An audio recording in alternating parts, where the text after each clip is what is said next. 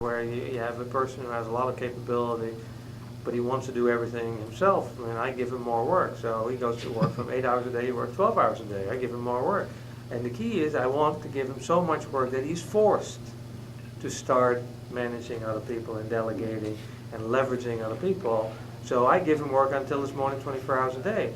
I mean, if it has to come that way, because he has to get to the point where he needs to sit down or she needs to sit down and say, I need to do something different. This don't work anymore, man. I don't have time for my family. And that was an experience that we also wanted in the simulation. We didn't talk about it. So there is this whole concept of how do I, in this environment where they get the excitement of running a company, at the same time learn something about managing, because they get all this information coming at them, and they have to leverage the expertise in that group and their abilities, otherwise it will fail.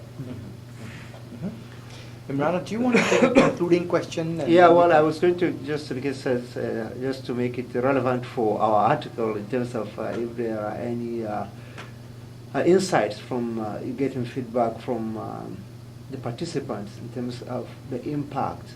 You know, when they go back to work, are you measuring? Are you thinking about it and those kind of things? So if you could just talk a little bit about that.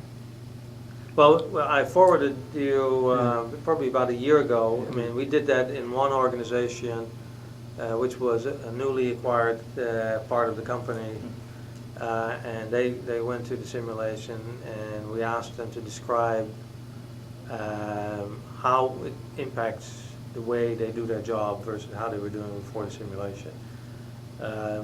It's something we need to do more, because you tend in the first phase get relatively simplistic answers. It's a difficult question for people to answer. It's probably a question that's better answered 6 months after the simulation, where we asked in this case, I mean, it was in a few weeks, and then you capture more the excitement about what we need to go do, and they haven't realized yet, they don't know why and they don't know how.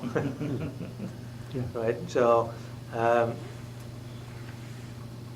I see it more over a period of 3 years now, 3.5 years we've done the simulation. One of the key goals we want to get out of it is that every manager in Novellus is a financial manager, understanding how to decide how much money you spend on what you're doing relative to what needs to be spent in the rest of the organization. And I have over those 3 years seen a consistent but slow change in understanding for people, where now it is rare to sit down with department managers and have a discussion about spending, and it's very rare that I get people, well, Novellus has $1 billion, why can't I get $100,000 for this activity? We can now talk about what is the return on that investment, how does it impact the rest of the company. They have learned to think about it in a bigger picture. They've learned to become more realistic about the money we have in the bank, that you just can't burn the money in the bank because you'd like to do something. So yes, there is maturing in the organization that you're seeing. It's something we don't really measure, and so that unfortunately doesn't give you good quantitative or even semi-quantitative examples and showing how things are changing. But you do see in the company, in the interaction with my managers, a level of maturity, a level of understanding on how the different aspects of a company come together and where their role is. I mean, I have to think more on getting bright examples, because they're more in day-to-day remarks and day-to-day decisions they're making, and exactly that's where we want them. Right? You don't expect all of a sudden everywhere little CEOs popping up. I mean, it would be a disaster. Everybody is going to think they're a little CEO, but you're looking at the maturity of the organization. Also, and I think we may have better metrics there by doing the simulation over and over again. And you probably observed it too. We've moved from people wanting to know the answer. Is it 5% or 2%? To people now engaging in discussions why it should be 3%. Yeah. And so we've moved from throwing a number at it and see what happens now to reasoning what the number should be. Yeah. Mm. And so I think that's a very quantitative, although I can't say that it used to be 100%, but for me it's a very, very clear change in the way they're responding, is that when they run the simulation, they analyze rather than guess. Mhm. And I mean, if we would pull the spreadsheet and you ask them on multiple computer screens, what they have is spreadsheets. They built their own little models to calculate based on the information what they need to do next. Where the first time around there were no spreadsheet, there were maybe a little whiteboards and some stuff on there, but it was all touchy-feely and okay, if the company's growing 10%, so manufacturing should be increased by 10%. And now they're calculating how many bays do I need for this product, how many bays I need for that product. So what I've clearly observed is that people have gone from qualitative thinking to quantitative thinking about the problems. Yeah. I think we're close to getting to 4 o'clock your yeah. time. Yep. Mm. Oh, well, I think this is good enough for us to start. I think it's great. Yeah. Well, I mean, in terms of writing the article. Let's transcribe it and then we can We see- send it to you, and if there are things to fill in or, you Yeah. know, I'm sure there'll be a lot of editing. Exactly. But at least the first foundation stuff is here, Mhm. and we should move on from here. I'll be happy to have help in But any yeah, I way. think what we probably, the first article, or at least the first attempt, is saying, well, what did we start it out doing? Yes. How did the simulation fit in? To the and, picture.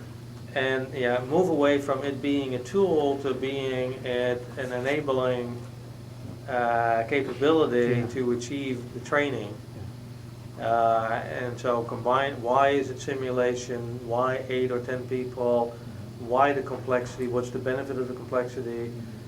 Get over the fact Yeah. that it doesn't all have to be perfectly consistent with reality, but it was creating an environment where you get a huge amount of information that you need to digest in the decision-making process. And that's what we do on a day-to-day basis. We don't have supercomputers calculating it all out. I mean, you have all this information. You have to be able to pick the pieces of information you can work with, and the other pieces you deliberately don't ignore because at this point you don't have time to deal with it. Some you'll set aside and say, I need to better analyze that. You ask somebody in the team to go do that. So those are the kind of dynamics. Hi, sorry, Robert. It's almost 4 o'clock Chinese. Maybe then you will. No, we're finishing up. Yep. That's it. Right. So I think that's a way we can start the article and then tie in a lot what we said about how we build the simulation, but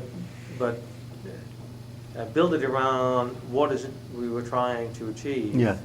and then make it through the paper become aware that the simulation was the key enabler Yeah.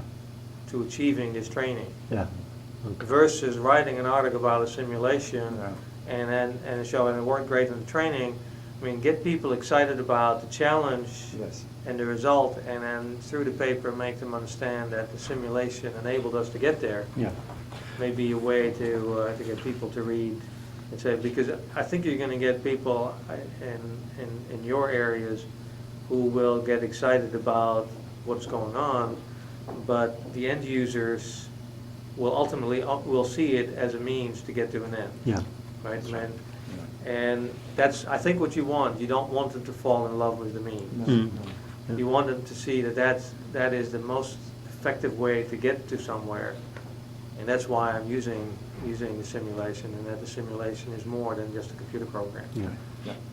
What I've done here is I just tried to put it in terms of the purpose. What is it that you guys set up to achieve? What were some of the challenges that originally you were faced with, and you went about choosing the simulation, and then we talked about a little bit about the model, you know, how you went about building it, so which is how did you accomplish the effort, and then what were some of the benefits or some of the lessons learned Right. coming at the bottom. So if you have these three